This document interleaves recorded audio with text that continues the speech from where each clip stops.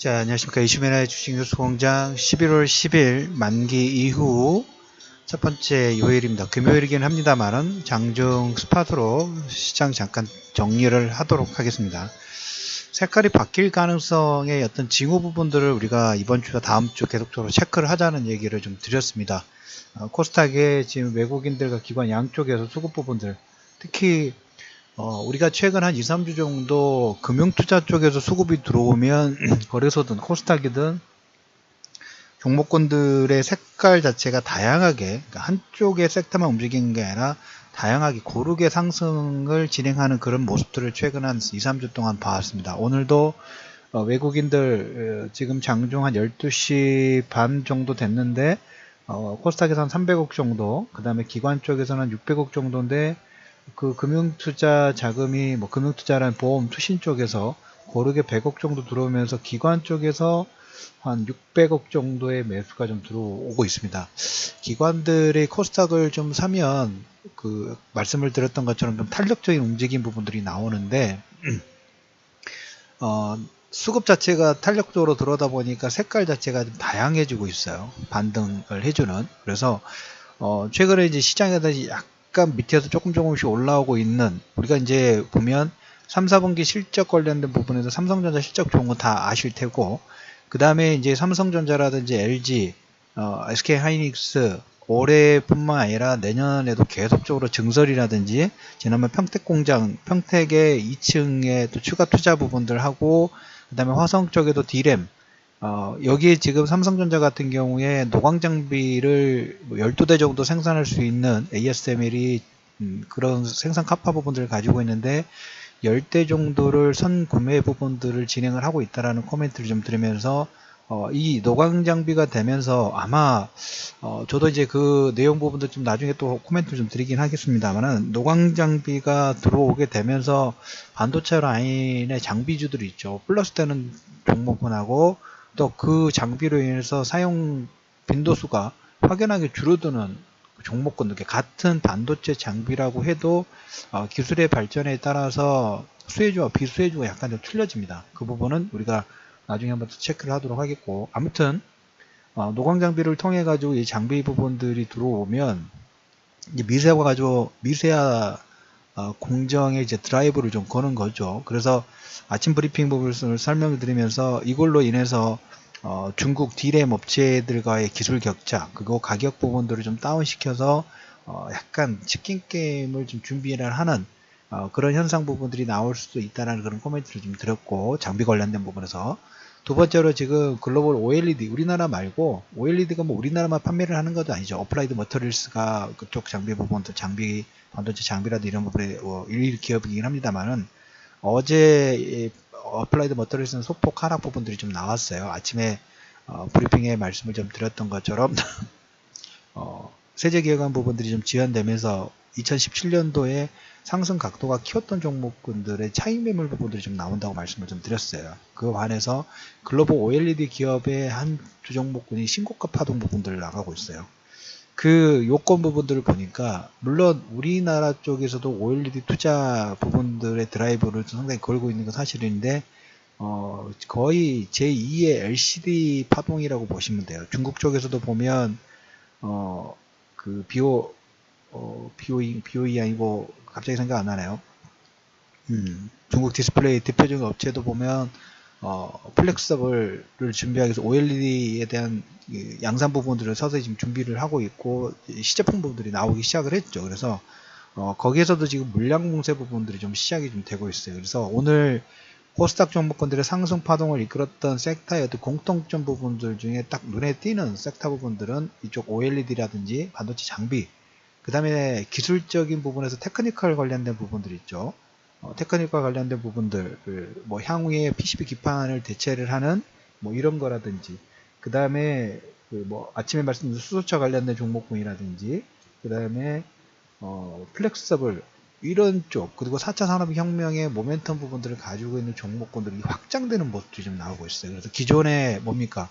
어제 말씀드렸던 것처럼 기존의 주도주가 뭐 전기전자 쪽하고 대형주 쪽은 전기전자와 제약이라면 이거하고 코스닥 같은 경우는 이제 뭐 신라젠이라든지 그다음 바이오 쪽 제약 뭐 오늘도 보면 셀트리온이 1~2% 정도의 상승 부분들을 진행을 하고 있는데, 이 종목군들이 옆으로 횡보를 하고 그 외의 종목군들, 이제까지 이 선두 주도주 역할 부분도 했던 종목군들은 뭐 큰 폭의 상승보다는 옆으로 횡보나 조금 뭔가 쉬어가는 파동 부분을 보일 때 그 외의 종목군들하고 격차 부분들을 줄이는 이러한 방향성 부분들이 나올 수 있지 않을까. 이것도 하나의 우리가 시나리오였죠. 근데 그런 움직임 부분들이 조금씩 나오고 있습니다. 위에 기존의 주도주군들은 조금 뭔가 수강 상태에서 숨고르기 파동 부분들이 진행되는데, 그리고 그 이외에 이 앞에 섹터에 집중됐던 화력 부분들이 여기는 조금 과하니까 이제 밑에 쪽으로 이 격차 부분들을 줄이기 위해서 저가 매수 부분들에도 순환매 파동 부분이 들어오고 있어요. 그래서 오늘 장중에 보면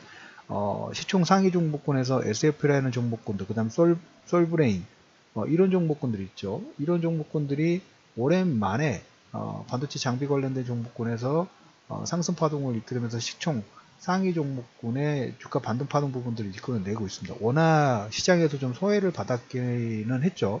게임주라고 했던 펄어비스도 마찬가지예요. 펄어비스라는 종목군도 반등 부분 한 5%, 4%대 움직이고, 어제 하락폭이 컸던 로엔도 한 3% 정도, CJENM도 한 2% 가까운 상승 부분들이 좀 진행이 되면서, 기존에 이쪽 제약 바이오 쪽만 움직였던 부분에서 색깔 부분들이 조금 뭡니까? 다른 쪽으로 확대가 되고 있는 모습들이 좀 나오고 있죠. 그래서 이 부분은 우리가 기존의 옵션 만기 부분들이 끝났을 때 기존 주도주군과 나머지 종목군의 또 격차 부분을 어떻게 줄일 수 있을까? 이런 파동 부분들이 나올 수 있을까? 이 부분에서 일단 수급이 들어오니까, 수급이 기관 쪽과 외국인들에서 지금 양쪽에서 한 1000억 정도의 매수 부분들이 들어오다 보니까 반등의 질 자체가 물론 각계전투이긴 합니다만은 순환매 파동이 예전에는 코스피 쪽에 좀 강하게 드라이브를 좀 걸었다면 옵션 만기가 끝나고 나서 중용주 쪽에서 이쪽 반등 파동의 드라이브 부분들에 고르게 좀 진행이 좀 되고 있습니다. 이것은 어떻게 보면 만기 이전과 만기 이후에 어떤 시장에서 주도주군과 비주도주군의 약간 색깔 부분들이 색채가 조금씩 바뀌고 있는 그런 모습 중에 하나의 반증 부분들이 좀 되겠죠. 그래서 아침에도 말씀을 드렸지만 코스닥 신용잔고 양쪽 다 9조 1000억 정도라고 말씀을 좀 드렸어요. 그래서 그 부분만 레버리지만 너무 많이 이용하지 마시고, 올해 10월 11월 달 개인들이 매수를 집중했던 섹터의 종목군들 보면 거의 바이오 쪽이에요. 바이오 쪽에 외국인들 대비 기관 쪽 개인 투자자들이 바이오를 거의 싹쓸이 했다고 보셔도 상관없을 것 같아요.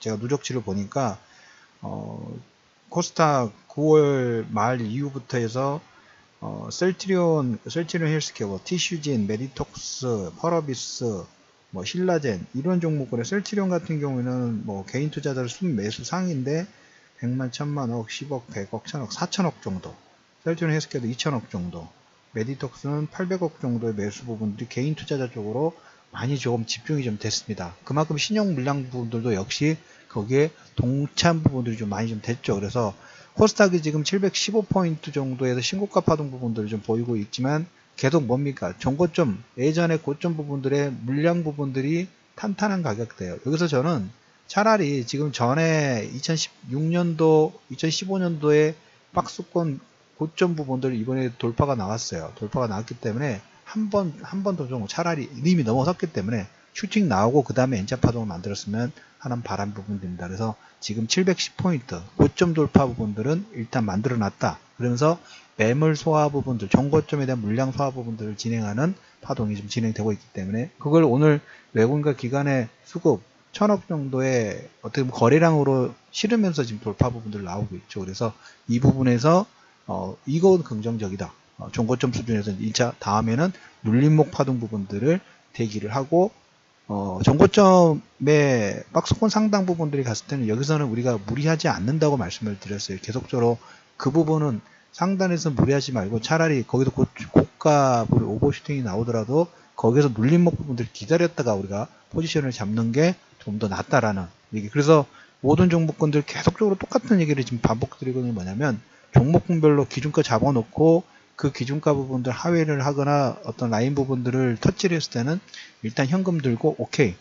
우리가 코스닥 800포인트 뭐 나중에 뭐 900도, 750포인트 일단 말씀을 좀 드렸죠. 750, 800포인트 부분들은 계속 ING가 돼가고 있고, 주간 브리핑 부분에서 한번 또 코멘트를 좀 드리긴 하겠지만은, 증권사들 대형 IB 쪽에서 모험 자본 쪽에 이제 투자 부분하고 최근에 이제 벤처 활성화 관련된 부분들 지난번 한번 녹음 부분들을 팟빵을 뭐 심층 분석 부분들로 해가지고 올려드렸죠.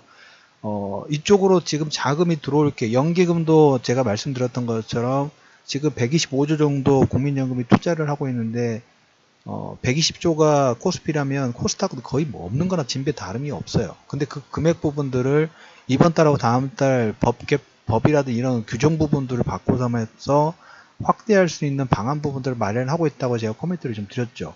수급이 좀 들어와요. 실적도 나쁘지 않아요. 그래서 750포인트, 800포인트 어렵지 않아요.